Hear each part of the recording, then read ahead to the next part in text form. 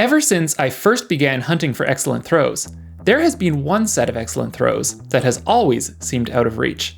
While I've managed to record excellent throws on such esoteric Pokemon as Mew, Zygarde, Mega Diancie, as well as nearly every rated legendary, I wasn't sure if I'd ever be able to record excellent throws on the 3 Galarian Birds, Articuno, Zapdos, and Moltres.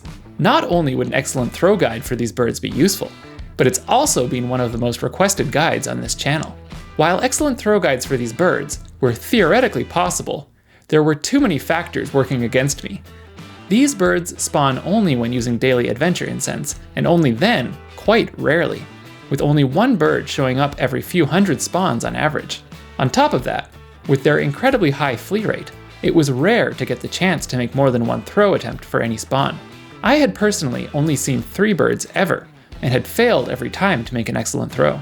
When I make excellent throw guides, I prefer to include at least 4 or 5 throws, so it would take a mind-boggling number of encounters to be able to compile a proper guide for these Pokemon. As you'll see later in this video, I'm not above putting in excessive amounts of effort for meager gain, but this was a little too much. I had even sent out a request for the community to send in Galarian Bird excellent throw videos, but had heard nothing. So it was that at some point, I gave up on ever making this guide. And then, with the introduction of Master Balls, it began to feel a little bit less necessary. Once a few Master Balls were available, players would more rarely even need to attempt excellent throws on the rare birds. But last week, the story was turned on its head. I learned about the Fleeting Legend Timed Research, a paid research that promised an encounter with one of Galarian Articuno, Zapdos, or Moltres. I instantly saw the opportunity. While it was a steep price, if I bought this research on 3 accounts, I would have access to a research encounter with each of the Galarian Birds. I knew that a single research encounter would allow me to attempt an unlimited number of excellent throws. I rarely pay for anything in this game, and while I felt slightly used by this nakedly pay-to-win exploitation of artificial scarcity, I nonetheless knew that I had to take this chance. This video cost me like 30 bucks, so if I understand Galarian Bird law correctly, that means you're legally required to subscribe. Thanks. I'm also making a game called Merchants of the Stars, with a demo available now on iOS, Android, and desktop. Links down there. It's a traffic control game where you guide cargo ships by tapping and dragging them, helping them reach docks to unload. I'm excited for people to try the demo, and I'd love to hear what you think.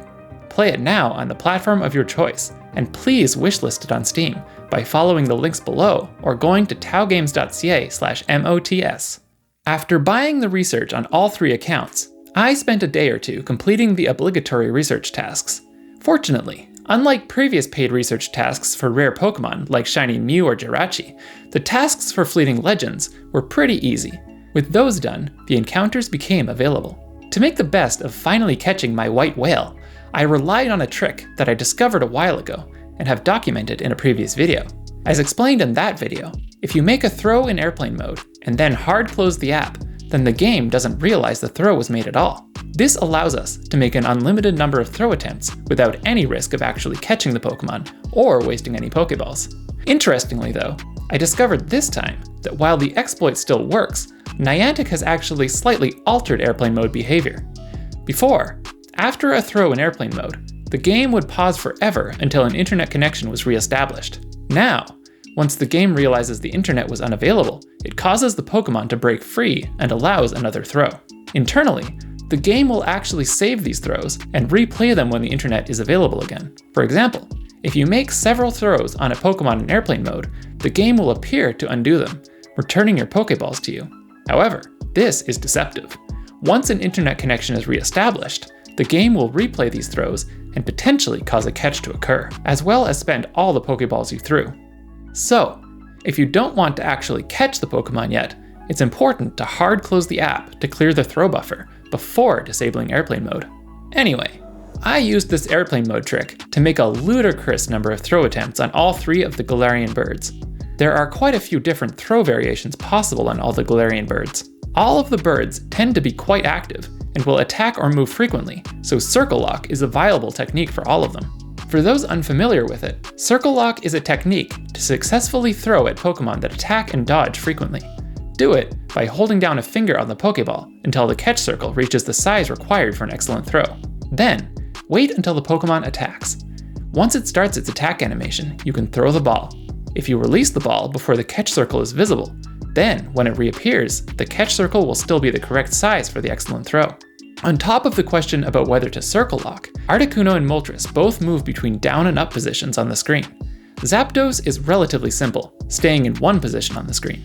Since this was possibly my only opportunity ever to have unlimited throws on Galarian Birds, I decided to get a large number of excellent throws in every position. I really wasn't sure whether circle locking was optimal or not, so I decided to hedge my bets and got excellent throws both with circle locking and without. We'll start with Zapdos, the easiest of the birds. On each throw, the blue line shows the path my finger took during the throw. The point where the blue line ends is where my finger left the screen, and the length of the red line is a representation of how fast my finger was moving. I throw from the lower right to the upper left. If you throw to the right, you can mirror the throw. Without circle lock, here are some example throws. Since it isn't flying, Zapdos doesn't move much, and it has a fairly large catch circle, so getting an excellent throw isn't too hard to get consistently with practice. Here are all of my excellent throw release points, showing clearly the area that should be targeted. We throw to the upper left of the Pokemon's head, somewhere between its head and the edge of the gray circle. With circle lock, here are some example throws. When circle locking, you should aim to release the ball at approximately this point in its attack animation. Here are all of my excellent throw release points. The area to target is pretty similar to the non-circle lock target, which makes sense because with my technique, Zapdos almost returns to its normal position before the ball hits it. After finishing recording excellent throws for this video, I was able to get consistent enough to catch Zapdos for real with an excellent throw. Let's move on to Articuno, which is slightly harder to excellent than Zapdos, but still not too bad. Despite it flying, Articuno doesn't move around very much as part of its idle animation, so its excellent throw circle isn't a moving target. However, it does move up and down, which can be quite annoying. I decided to get excellent throws in both positions. Here are all of my excellent throw release points in the down position without circle lock. You have to throw fairly hard, but nothing too extreme. Here are some excellent throws in the down position with circle lock. When circle locking, you should aim to release the ball at approximately this point in its attack animation. And here are all of my excellent throw release points in the down position with circle lock. Interestingly, you have to throw significantly less hard to hit it with circle lock. This is because during its attack animation, it moves downward, and your ball will hit it before it has fully returned to its normal position. Now, let's look at the up position. Here are some excellent throws in the up position. And here are all of my excellent throw release points in the up position without circle lock. Here are some excellent throws in the up position with circle lock. When circle locking, you should aim to release the ball at approximately this point in its attack animation. And here are all of my excellent throw release points in the up position with circle lock.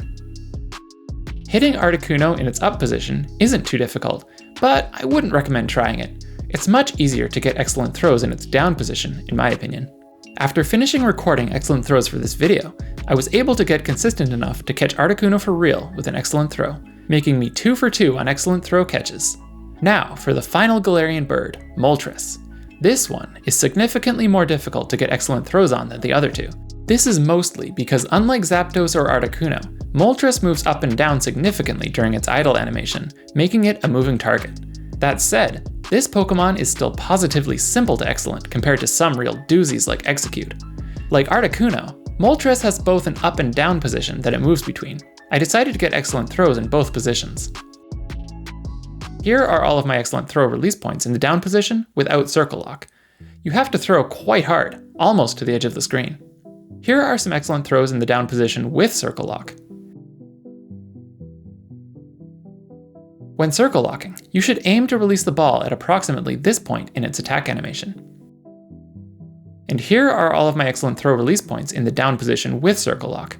Interestingly, you have to throw significantly less hard to hit it with circle lock. I think this is because at the end of its attack animation, it ends up at the bottom position of its idle animation, which requires a bit less of a hard throw to hit. Now, let's look at the up position. Here are all of my excellent throw release points in the up position without circle lock. This throw requires a lot of power and is extremely inconsistent. The excellent throw at this distance and power is a very small target. Here are some excellent throws in the up position with Circle Lock. When Circle Locking, you should aim to release the ball at approximately this point in its attack animation. And here are all of my excellent throw release points in the up position with Circle Lock. I found Circle Locking in the up position a little more consistent. It was still difficult though. Hitting Moltres in its up position is more difficult, and I wouldn't recommend trying it. It's much easier to get excellent throws in its down position, in my opinion. With that, I attempted to catch Moltres with an excellent throw. It took me many attempts to finally catch it, but unfortunately, due to its much greater inconsistency, I ended up barely missing the excellent throw circle on my catch. 2 for 3. I don't normally make excellent throw guides as long-form videos anymore, because their view counts are extremely bad. But I thought I'd make an exception for this one. If you want to see my other excellent throw guides, check out my excellent throw playlist, or keep an eye on the shorts that I post. Be sure to like, subscribe, and check out Merchants of the Stars at taugames.ca/MOTS. Demo available now on iOS, Android, and Steam. See you for the next one!